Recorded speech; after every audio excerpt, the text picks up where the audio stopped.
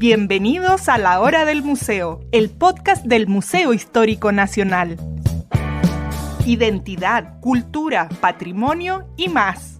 Soy Rocío Muñoz y te invito a un encuentro diario con la historia y sus protagonistas.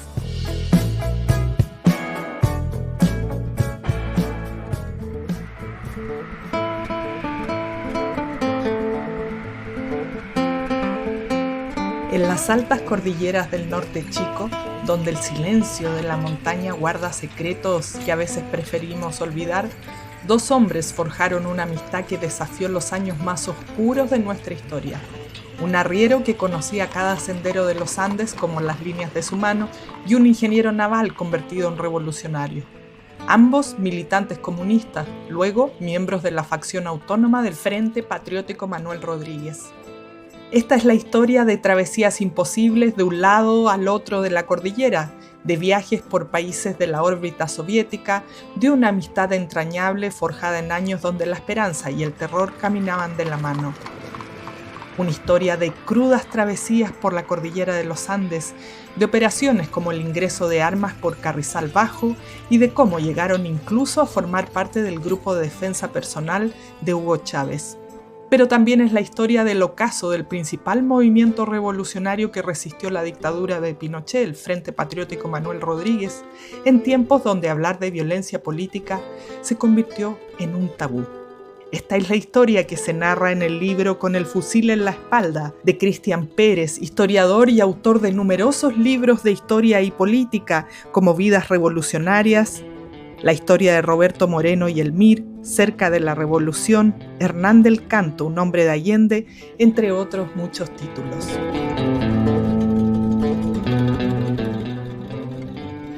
Hola Cristian, qué gusto tenerte en este programa del Museo Histórico Nacional para conversar de nuestra historia, que es algo por supuesto que tú has hecho a lo largo de tu carrera con diferentes libros que hemos disfrutado. Hoy tengo en mis manos Con el fusil en la espalda, la historia del arriero revolucionario y el ocaso del Frente Patriótico Manuel Rodríguez, que salió hace poquito este libro, así que bienvenido a La Hora del Museo. Hola, muchas gracias por convidarme a La Hora del Museo. Ya he estado varias veces aquí, así, y cada vez una emoción, cada vez un programa muy entretenido que me gusta mucho. Cada vez que me dicen, oye, La Hora del Museo, yo digo de inmediato, sí, sí, sí. Bueno, Cristian, felices de tenerte aquí nuevamente para conversar, como yo decía, de nuestra historia, este libro que es muy entretenido y que de alguna manera nos lleva, no sé, yo lo encontré como esa visión más romántica que a veces tenemos de la revolución, de cambiar el mundo. Bueno, yo ya estoy pasando los años, pero más joven me hubiera sentido profundamente interpretada por esta historia cuando uno tiene más ímpetu y no piensa mucho en las cosas o en el fondo no le han matado la esperanza todavía. Entonces, al leer esta historia, yo me puse a pensar, no sé si a lo mejor está muy encima y no lo veo, pero no sé si tenemos personas así como las que se cuentan aquí en tu libro. Pero antes que vayamos al detalle de estos personajes, quería que nos hablaras de toda tu trayectoria, porque tus libros han tratado justamente de estos personajes, de su vida política y personal, de la revolución. ¿Cómo has conseguido dar con estas personas de nuestra historia y no contar la política de una manera tan fome? La gente dice, política, no. No quiero saber. Sí, cuando política se ve como acuerdos políticos, ¿no? Sí, a nadie le gusta mucho. Mira, creo que siempre busqué historias que a mí me sedujeran. O sea, una historia que me hiciera levantarme con ganas temprano en la mañana y después de mirar los diarios del mundo, que es la rutina, sentarme a escribir y soportar porque tengo tendinitis, entonces me es muy difícil a veces y tengo que tener mucho cuidado porque se me vuelve a inflamar. Entonces siempre busco historias y me las voy encontrando por ahí de repente, o la historia de un revolucionario anónimo, la historia de unos niños que van a la Unión Soviética, o de otros que son más jóvenes y van también a la Unión Soviética antes del golpe. Entonces, siempre busco historias y me encontré con esta historia. En realidad, en este caso la historia me buscó a mí, creo. por razones de como había escrito otros libros y otros artículos y había colaborado también con otros, conocía a la familia de uno de estos, de los personajes del ingeniero, y el ingeniero, cuando lo conocí, se mostró muy partidario de contar su historia, porque él había sido un personaje, no había sido jefe de los importantes, había sido un cuadro medio importante, pero su papel había sido siempre ese y conocía partes de la historia bien interesante. Y él fue el que me dijo, no puedes no conocer, no sé si lo estoy diciendo bien, pero es algo así como que no podía dejar de conocer la historia del arriero. Y entonces me dijo, tienes 100 años o más, está lúcido y tienes que ir a verlo ahora. Y entonces yo Guau. así le dije, pero ¿cómo llega bueno, yo soy de los Andes, ¿no? Un andino, pero santiaguino casi, a la casa de este señor y le dice, lo vengo a entrevistar. Así. Claro, un poquito difícil, Sí, de ¿verdad? buena primera. ¿Verdad? Entonces, el ingeniero estaba fuera del país y me dijo, anda y dile que vas de parte y me dio un nombre, pues así fue. Eh, Llegué a su casa, que no fue muy fácil llegar, ¿no? Porque está en los cerros, en la montaña, esto es campo al interior de Valle. Y le dije el nombre y me dijo, pase, ¿le gusta la cazuela de ave? Sí, le dije yo. Bueno, aunque ya sé que los veganos esto no les gusta, ¿no? Pero así fue. Y empezamos a conversar y me contó su historia. Un par de veces estuvimos conversando largo. Él efectivamente ya tenía más de 100 años porque Wow. oficialmente, por ahí en el libro está, pero no recuerdo, pero oficialmente, ponle tú, eran 96, 97 años desde que se inscribió en el registro civil, pero él fue galopando con su mamá a inscribirse al registro civil. Entonces Claro, tenía como se 4, hacía 5, antes. sí, claro, 6 años. Y me encontré la historia que estaba buscando, ¿no? La historia que nos había contado de los hombres de campo que habían adherido a la revolución, al partido comunista, al partido socialista, en el siglo XX. Y bueno, estos personajes, ambos, de distintas realidades, uno con estudios, que viajó al extranjero, que recorrió medio mundo, eh, y otro que había estado toda su vida en Chile trabajando en las minas o cuidando cabras y cruzando la montaña para allá y para acá, unen sus vidas. En un momento dado de la historia de la historia, ellos juntan sus vidas. Ah, se unen y se unen tanto que hasta hoy, para la familia de ese arriero, este señor es un hijo más. O sea, eso Mm. lo ven como el hermano mayor. Eso, porque ya tiene más de 80 años, entonces. Lo ven como el hermano mayor.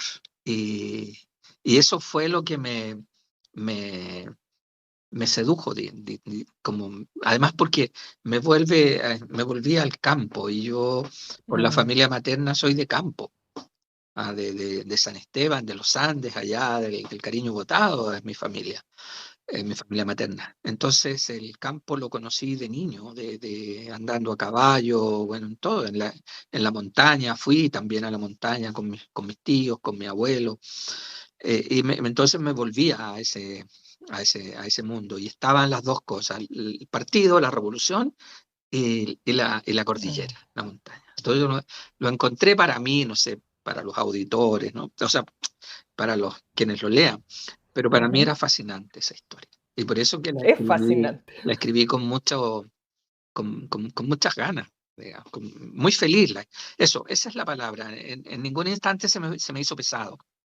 Se me hizo, a pesar, como te digo, que siempre lucho con la tendinitis, siempre que escribo, no se me hizo pesado. Me levantaba feliz y escribía y pensaba, esta cosmovisión de los campesinos, que parece ser muy conocida, porque la montaña está ahí, los chilenos nos Claro, la levantamos. vemos todos los días. Sí, claro, uno abre los ojos y está ahí, pero en realidad la conocemos poco.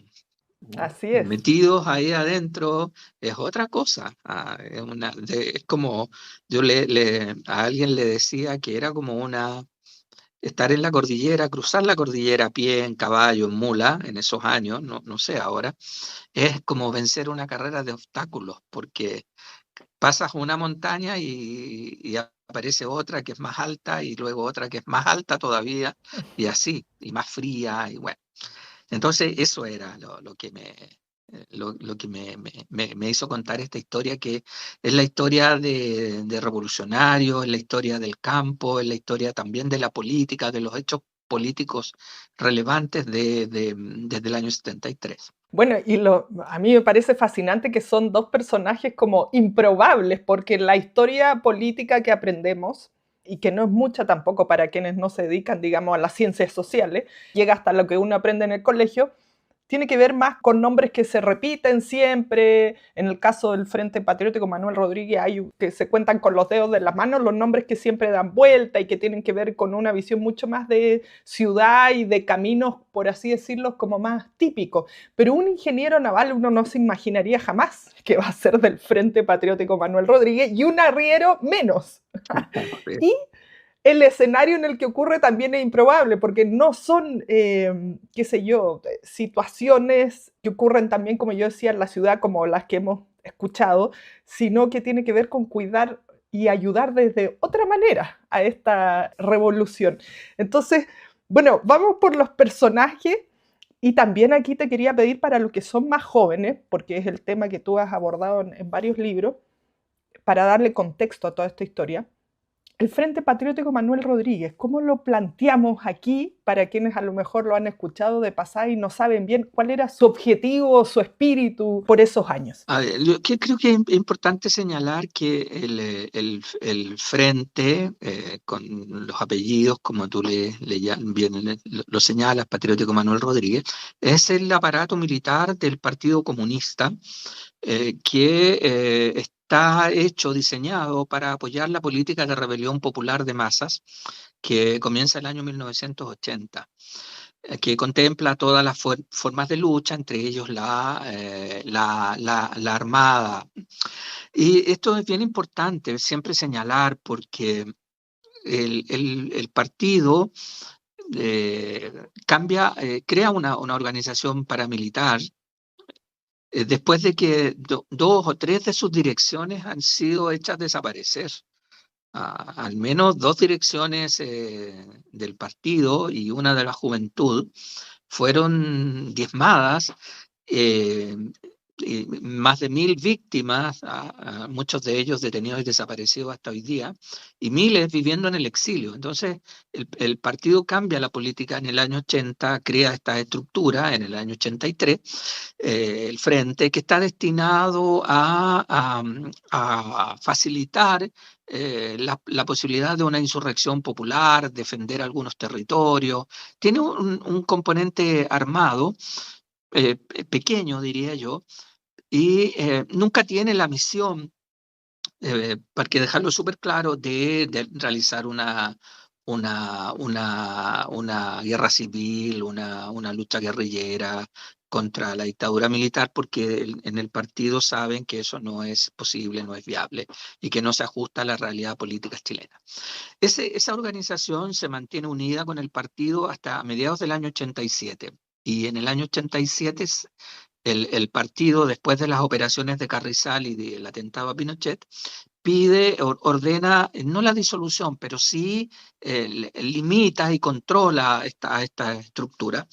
Y una parte de los combatientes importantes y de los jefes se rebela ante esta orden y crean su propia estructura, que se llamó Frente Patriótico Manuel Rodríguez Autónomo, para separarlo bien del partido autónomo. Y entonces eso es lo importante de saber, ¿verdad? Que la mayoría de los hechos, eh, que ocurren cuando, después del año 87, cuando ya esta estructura, esta organización, es independiente del partido. Por lo tanto, en el secuestro de Christian Edward, por ejemplo, el Partido Comunista no tiene ninguna responsabilidad. Se entera, como todos los chilenos, por la prensa. Ese es más o menos el contexto de esta organización. Buenísimo, ahí para entender cómo aparecen estos personajes. Bueno, tú nos decías, ellos se conocen y sus vidas se entrelazan para siempre hasta considerar el arriero a este ingeniero naval como parte de su familia, como su hijo. Y quería que nos contaras sobre la labor que ellos hacían así, sin ánimo de contar el libro, pero a grandes rasgos, porque uno dice, bueno, un arriero, ¿cómo va a ser revolucionario? ¿Cómo va a ser de este brazo armado del frente? Bueno, el arriero tiene una historia muy impresionante porque sus tíos,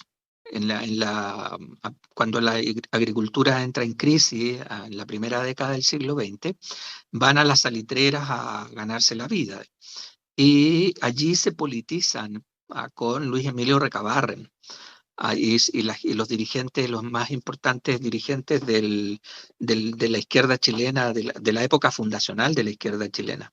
Y esto es bien relevante porque estas personas que salen de la zona de Ovalle, de la zona de los Andes, esto es muy generalizado, no saben leer cuando se van a la minería, al salitre, al nitrato, y cuando vuelven son cuadros políticos militantes del Partido Comunista que saben leer, que les gusta el arte, que les gusta escribir, que les gusta el teatro, que si pudieran irían a ver las óperas, a las orquestas sinfónicas, que saben la importancia de la prensa, la importancia de la escuela, de que los niños se eduquen. Y son estos tíos los que al volver del norte con la crisis del año 31, empiezan a educar a todos los niños del lugar, de la zona rural cercana a Ovalle, y educan a este arriero, que se convierte en un militante comunista desde muy pequeño. Y en la época del golpe, después del golpe, él comienza a hacer una misión muy importante porque lo que hace es sacar del país a personas que están siendo perseguidas y que de otro modo no sabríamos cuál es el destino que hubieran tenido. Ahí él relató, yo lo quiero señalar ahora, el caso del doctor Jordán, no recuerdo el nombre en este instante, pero era el director del hospital de Ovalle. Y en una reunión ese mismo día 11 o el 12 muy temprano, el arriero le dice que por favor le pide que se vaya con él, que él lo lleva por la montaña y lo deja en San Juan o en Mendoza, no sé. Y el doctor no quiere aceptar eso porque, bueno, dice que él no ha hecho nada, que no. Y la caravana se entrega a las autoridades y la caravana de la muerte lo asesina. Entonces, ese es uno de los ejemplos que hizo que este señor, este arriero, dedicara gran parte de su vida en los años siguientes, en los meses siguientes al golpe, a realizar estas travesías, que eran muy difíciles de realizar y que él hacía con otras personas, porque no era el único. Habían otros arrieros que hacían lo mismo y que pertenecían no todos al Partido Comunista, había también varios que eran militantes del Partido Socialista, pero hacían lo mismo, básicamente lo mismo. Lo que Y pasa es que Cristian, y eso era como, digamos, atravesarlos por la cordillera y sacarlos de Chile. dejarlos en San Juan. Ellos tenían en San Juan, por... nunca pude clarificarlo bien eso, ¿no? Pero parece que por razones de amistad, de devoción a la Virgen de Andacollo, ellos tenían amistad con muchos gauchos, hacendados de la zona, y también con algunos chilenos que vivían ahí desde antes. Y estas personas colaboraban. Entonces, estos arrieros llegaban a la casa de alguno de ellos con un perseguido, 2, 10 perseguidos, no sé, pueden ser varios, y ahí estas personas los apoyaban para dejarlos en San Juan y de San Juan viajaban a Buenos Aires. El arriero, mi arriero, le dije yo, él calcula que hizo entre 100 y 150 eh, misiones, por llamarlo de algún modo, ¡Wow! de sacar gente entre el 73 y el, creo que el 88, 89, por ahí fue la ¡Oh, última. un montón de años! Sí, ¡Wow! ¡Qué sí, sí, sí, sí. impresionante! Sí, es muy impresionante. Y los otros amigos de él, entre ellos el compadre Gámez, que era socialista, él vivía a unos 30 kilómetros de su casa, más hacia el sur. Él también hizo muchas salidas, digamos, muchas. De hecho, es este Gámez el que saca al ingeniero del país. No es el arriero donde vivía, por razones que en el libro están explicadas, digamos. Qué impactante esta historia. Bueno, pero no solo están estos viajes por la cordillera, que no sé cuánto durarían, cómo tendrían que llevar comida, agua. En Te el vas a, invierno es imposible pasar por ahí. te vas a reír.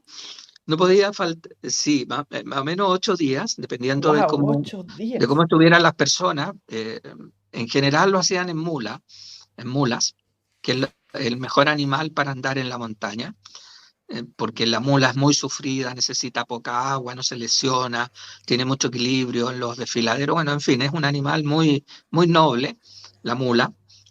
Y además de llevar comida, el charqui y todas esas cosas, el mentolatum, ese era el indispensable. ¿Ah, sí? Sí.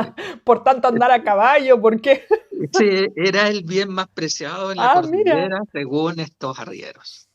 Ah, Qué increíble. probablemente para el sol, para las picadas de insectos, bueno, no Claro. sé, pero no podían Multifunción. partir a la montaña sin eh, el mentolato. El hilo de pescar, porque hay mucha trucha.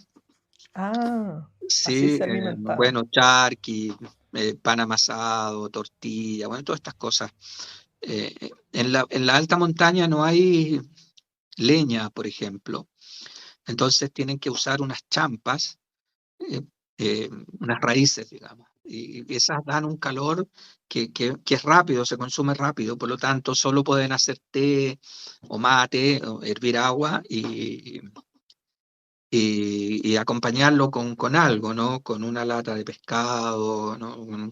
Ellos le llaman cauceo, ¿no? Cauceo de salmón con cebolla o de charqui, bueno, ese tipo, queso, mucho queso. Eran viajes muy difíciles, muy duros para gente que no estaba acostumbrada a la montaña, Claro. a cruzar varias cordilleras de más de 5.000 metros, durmiendo en cueros de oveja, soportando temperaturas bajas a veces, o muy altas, con mucha radiación. Mm.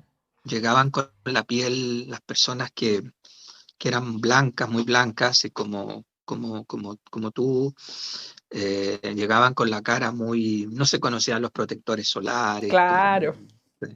llegaban con la cara destruida, las manos destruidas. Eran viajes muy duros y que además de peligrosos, porque tenían que burlar los retenes de carabineros, que siempre eran muy eficientes, pero después de cruzar la frontera tenían que burlar a Gendarmería, que también era muy eficiente y que no les gustaba, sobre todo en la época de la dictadura militar argentina, no les gustaba que los chilenos se pasaran, digamos, llevando Claro. comunistas para el otro lado. Entonces, Estábamos en dictadura aquí y sí, allá. y allá a los dos lados, sí. Qué difícil escenario. Bueno, hay otra, dentro de toda esta historia, además, cuando se hacen muy necesario esta labor que hacía este arriero, está este desembarco de armas en Carrizal Bajo. Ahí quería dejarte conversar a ti de este episodio de nuestra historia, que también algunos creen que no era cierto, otros sí. Bueno, se ha manipulado tanto esa información. Bueno, efectivamente, en el año 86, el partido decide llegar a desembarcar un cargamento de armas, de armas, se llaman armas industriales, ese es el término, ¿no? De armas industriales para apoyar una posible sublevación del pueblo chileno en contra de la dictadura militar, porque las protestas se habían intensificado mucho, la represión era bastante brutal. Entonces deciden hacer esa operación y se han escrito libros muy importantes sobre eso, pero creo que lo que no estaba era la visión humana de la operación, es decir, cómo la vivieron los protagonistas, cómo la vivió el ingeniero, que fue uno de los más importantes que participó en ello, y por qué no resultó, digamos, porque estas cosas, estamos hablando de militantes de militantes de izquierda con alguna formación militar, eh, muy poca en general, eh, y que son humanos, pues, que no son no son los protagonistas de Misión Imposible, estos super hombres y mujeres que además son Claro. muy guapos y guapas, que se suben en los helicópteros y se tiran y no les pasa nada. No, no es, eso es la película, eso es Hollywood. En la realidad, eso no es así. Son personas que tienen que cumplir esa tarea. Hay muchos militantes antiguos del partido, muchos obreros, muchos estudiantes, digamos, que se ven ahí en esa operación y fracasa. Y bueno, y a través del testimonio del ingeniero se va viendo cómo, desde el punto de vista más humano, cómo eso fracasa, digamos. Y cómo después muchos de esos perseguidos, porque tienen que escapar de ahí de la zona, son refugiados en las montañas de la cuarta y quinta región por los arrieros de Don Emiliano, digamos. Los arrieros de esta zona, digamos, que participaban en las operaciones, ¿no? Y pasan ahí meses, digamos, meses. La prima que vino del norte, del sur, de la prima santiaguina, que llegó porque está enferma y se queda ahí con una familia de cabreros y pequeños campesinos. El primo lejano que lo dejó la señora y estaba con mucha depresión. Entonces también se queda y pasan meses ahí, escondidos y haciendo una vida, se convierten en campesinos. Esta gente aprenden a sacar leche, a levantarse temprano, a Mm, conocer los caminos, bueno, entonces estaba toda esa historia también, que trataba de poner en un punto humano, porque las consideraciones políticas son otras, digamos, porque bajaron armas, para qué, ¿no? Pero eso pasa por ujú. la política, ¿no? Por la estrategia, no por la vida diaria de estas personas que están allí, que hacen eso, que no les resulta y que tienen que escapar. ¿Ah? Y, y que se refugian en toda esta zona de que va desde Copiapó hasta los Andes, en todas esas, no sé cuántos, 700 kilómetros de montaña por 150 o 200 Mm, kilómetros de ancho. Es claro. un enorme, enorme territorio. Ahora probablemente lo buscan con drones, pero en aquella Mm. época, se metían si esa gente se metía ahí encabezada por estos arrieros que conocían, no los encontraban. No, con No, no todas había las... nadie que los hubiera, nadie, no. Está lleno Nadie de los, rincones donde poder esconderse. claro, que ellos conocen. Ujú. Bueno, no sé, estoy lateando mucho, yo creo. No, no, qué historia, porque me estoy imaginando todo esto. Como tú decías, claro, esto no es Hollywood, pero la verdad es que es una historia como de película, la verdad. No nos queda mucho tiempo, quería situarnos en el principio del libro, que tal vez puede ser el fin de esta historia. Voy a spoilear solo la primera página y qué es con el funeral de este arriero. En efecto, porque además tengo entendido que el nombre que aparece aquí no es su nombre Sí, real. cambiamos un nombre, sí. Entonces, aquí en el libro es don Severino y él murió, tú lo alcanzaste a entrevistar antes de su muerte, justo, Un par de años antes, por lo menos. wow. ¿Qué me dijo? Él me ¿Mm? dijo, ya estoy viejo, me dijo, me voy a morir pronto, ya he hecho muchas cosas en la vida, dijo. Bueno, tenía ya una nostalgia de su vida, sabía que ya no iba a vivir mucho porque ya estaba mayor y estaba bien, ¿no? Yo lo vi bajándose de un caballo porque Ya. había ido a comprar un burro y venía con un caballo y con un burro. Entonces estaba bien, pero ya los años son los años y sí. Entonces me dijo algo así como, he hecho lo que he podido, algo así. ¿Y en la comunidad todos sabían quién era o era algo como oculto ahí que fuiste a No, no. descubrir? No, él era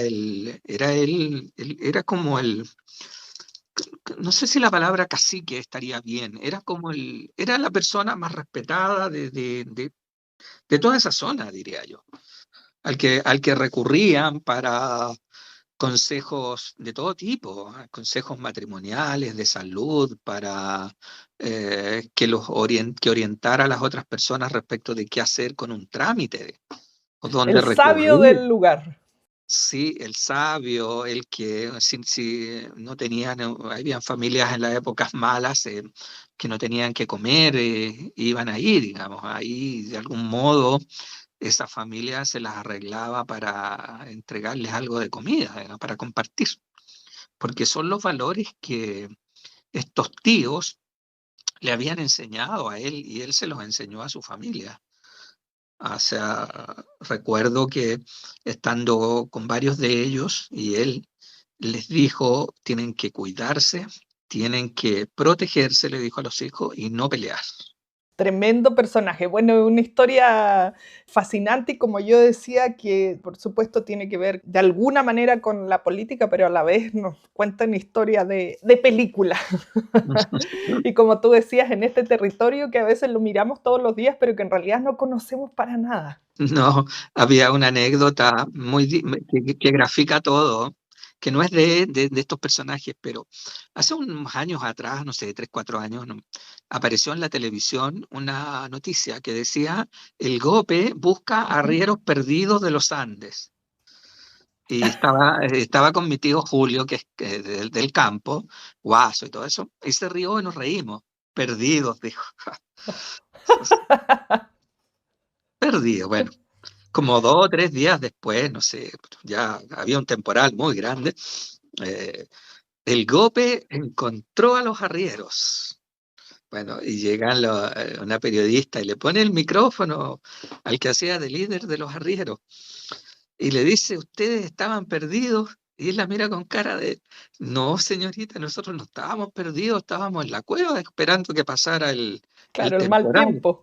Claro, teníamos aguardiente, dijo, mucho charqui, lo pasamos muy bien. Las mulas estaban guardadas, dijo, así que aquí estamos. O sea, no estaban perdidos, no, dijo, nosotros nunca nos hemos perdido.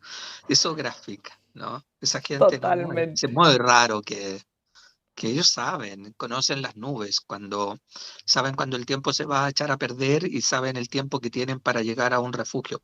Mm. Sea, ahí el protagonista de esta historia del libro estuvo más de 30 días esperando que pasara un temporal para poder. Oh. Llegué, me dijo, llegué flaquito, dijo. Y las mulas también. Wow. Bueno, toda una historia de supervivencia ahí También, sí. constante. Increíble libro con el fusil en la espalda. Cristian, muchas gracias por esta conversación que nos deja ahí con ese saborcito, ¿no? Con ganas de ir a leerla completa y conocer en profundidad esta historia y estos personajes que, por supuesto, yo decimos personajes, pero son personas de carne y hueso que en el caso aquí con el nombre de Don Severino y también De de Manuel. Manuel, son personas reales, ¿no? Así que muchísimas gracias por esta conversación, felices de haber compartido parte de lo que es tu libro aquí en La Hora del Museo. Bueno, muchas gracias a ti, muchas gracias a las personas que trabajan contigo en la radio, por la invitación al programa de la Hora del Museo, que ya varias veces que he estado. Así que feliz de estar, muchas gracias. Esto fue La Hora del Museo, un encuentro cotidiano con nuestra historia, el podcast del Museo Histórico Nacional.